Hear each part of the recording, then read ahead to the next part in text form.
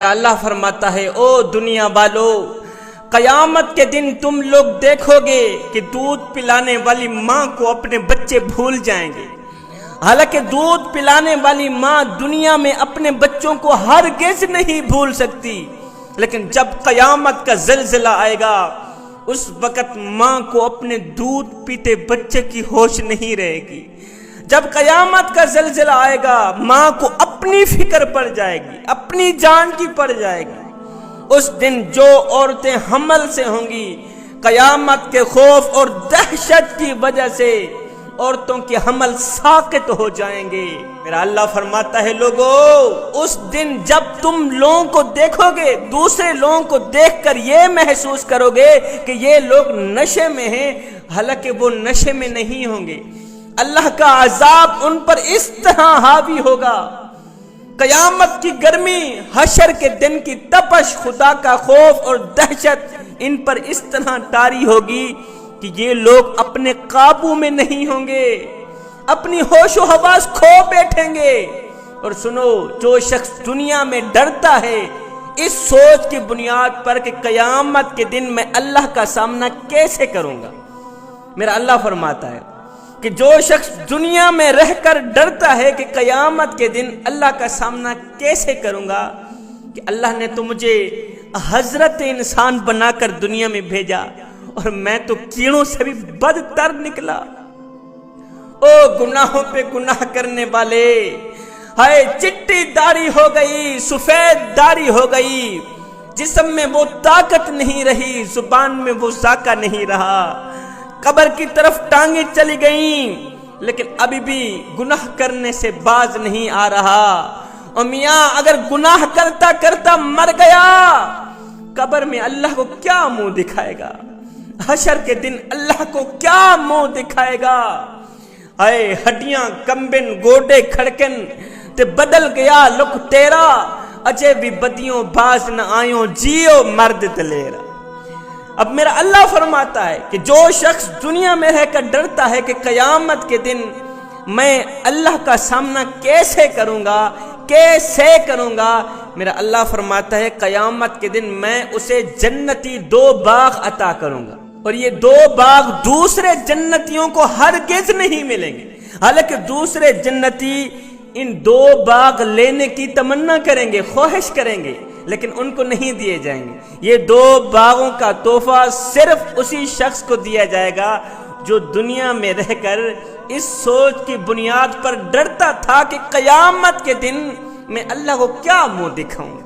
بعض لوگ گناہ بھی کرتے ہیں اور یہ بھی کہتے ہیں جی اللہ بڑا ہی غفور الرحیم ہے، غلطیوں پر غلطیاں، گناہوں پر گناہ کرتے رہتے ہیں، بعد میں کہتے ہیں جی اللہ میاں بڑا ہی غفور الرحیم ہے، ہاتھوں سے ڈنڈی مارتے ہیں، ناپ تول میں کمی کرتے ہیں، بیٹیوں کا بہنوں کا حق مارتے ہیں، ہر وقت جھوٹ بولتے ہیں، امت مسلمہ کے لیے ہر وقت غلط سوچتے ہیں، کانوں سے غلط سنتے ہیں، غلیظ باتیں سنتے ہیں، منہ سے گندی باتیں نکالتے ہیں، یہاں پر نفاق رکھتے ہیں، بغض کینہ حسد رکھتے ہیں، اور اکڑ اکڑ کر چلتے ہیں، ایڑھی مار کے چلتے ہیں، مسجد کے قریب نہیں جاتے، نماز کے نزدیک نہیں جاتے، پھر بعد میں کہتے ہیں جی اللہ میاں بڑا ہی غفور الرحیم ہے، میاں اللہ میاں بڑا ہی غفور الرحیم ہے، بڑا ہی غفور الرحیم ہے۔ مگر سنو، اللہ کا عذاب بھی سخت شدید ہے۔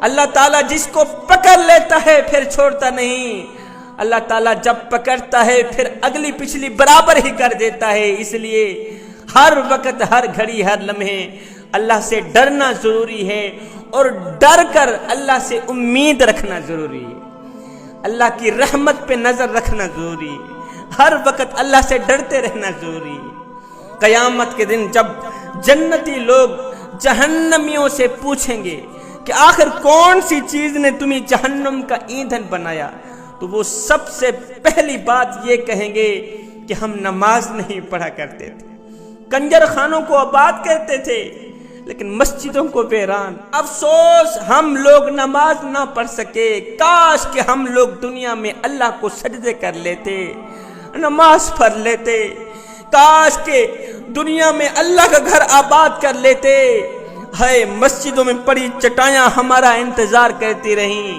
الماریوں میں پڑے ہوئے قرآن پڑھنے والوں کے منتظر رہے۔ ہم نے کبھی قرآن اٹھایا نہیں، قرآن کو کھولا نہیں، قرآن کی زیارت نہیں کی۔ کاش کہ ہم لوگ دنیا میں اللہ کو راضی کر لیتے۔ ایک فقیر تھا درویش، اس نے کسی جنازے میں شرکت کی، جنازہ پڑھنے کے بعد میت کو دفنایا۔ میت کی تدفین کے بعد ساتھ میں ایک نوجوان کھڑا تھا۔ اس بابے نے اس نوجوان سے پوچھا، نوجوان میاں تیرا کیا خیال ہے، اگر یہی شخص دوبارہ دنیا میں پلٹ کر آ بھی جائے تو اب یہ کیا کرنا پسند کرے گا؟ اس نوجوان نے کہا، بابا جی اگر یہ شخص دوبارہ دنیا میں لوٹ کر آ بھی جائے تو اب یہ توبہ کرنا پسند کرے گا، اب یہ قرآن پڑھنا پسند کرے گا، اب یہ استغفار کرنا پسند کرے گا، اب یہ نماز پڑھنا پسند کرے گا۔ یہ سن کر بابا جی نے رو کر کہا، بیٹے مرنے والا تو یہ کام نہیں کر سکا، تم ضرور کر لینا، اور مرنے والا تو نماز نہیں پڑھ سکا، میاں تم ضرور پڑھ لینا، مرنے والا تو توبہ نہ کر سکا، تم ضرور کر لینا، مرنے والا تو قرآن مجید کی تلاوت نہ کر سکا، تم ضرور کر لینا۔ جہنمی کہیں گے ہم دنیا میں نماز نہیں پڑھا کرتے تھے۔ حضرت عبداللہ بن مسعود رضی اللہ تعالی عنہ سے روایت ہے کہ رسول اللہ صلی اللہ علیہ وسلم نے فرمایا قیامت کے دن جہنم کو لایا جائے گا۔ یہاں پر دو صورتیں ہیں، یا تو لوگوں کو دکھانے کے لیے لایا جائے گا، یا تو جہاں پر جہنم کو نصب کرنا مقصود ہوگا۔ دو صورتیں ہیں، جہنم کو لایا جائے گا، جہنم پہلے مخفی تھی، آج اس کو ظاہر کیا جائے گا۔ اب جہنم کے ساتھ 70 ہزار زنجیریں ہوں گی، اور ہر ایک زنجیر کو کھینچنے کے لیے 70 ہزار فرشتے ہوں گے۔ ایک زنجیر کو کھینچنے کے لیے 70 ہزار فرشتے اپنا زور لگائیں گے۔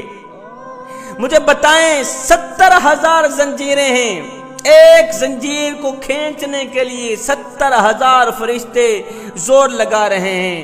ایک فرشتے کے اندر طاقت اتنی ہے، زور اتنا ہے کہ وہ زمین پر پر مارے سارا ملیا میٹ کر دے۔